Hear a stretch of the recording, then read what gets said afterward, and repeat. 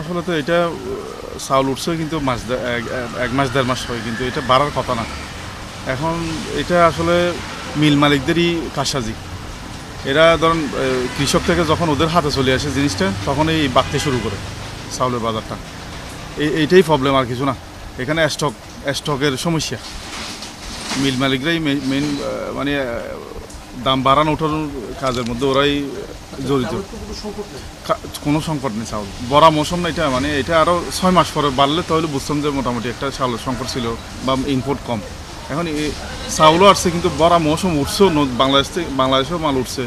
এই মানে 1 মাসের ভিতরে দাম বাড়ার কোনো যুক্তি আসে না। আমদানি চালও আছে, কিন্তু এরা স্টকের সমস্যা। এটা মিল মালিকরাই মানে বাড়াচ্ছে।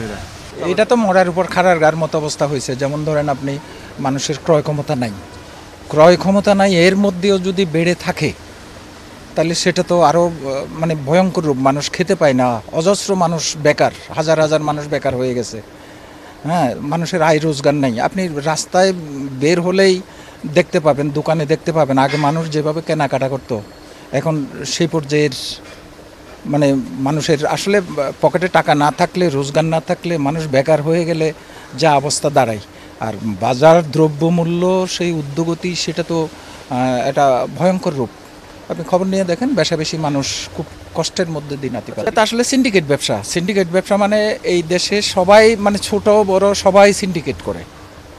সে পাইকারি থেকে খুচরা কেউ বাকি নেই। যে যখনই সুযোগ পাচ্ছে তখনই লুটে নিচ্ছে, সাধারণ মানুষের পকেট খালি করে দিচ্ছে। মানুষের দুর্দশা অবর্ণনীয়। এগুলো আসলে সরকারগুলো যদি এ ব্যাপারে দৃঢ় কোনো পদক্ষেপ না নেয়, তাহলে মানুষ খুব মানে খাবার কষ্টে, অর্থ কষ্টে পড়ে যাবে। মানুষের অবস্থা ভালো না।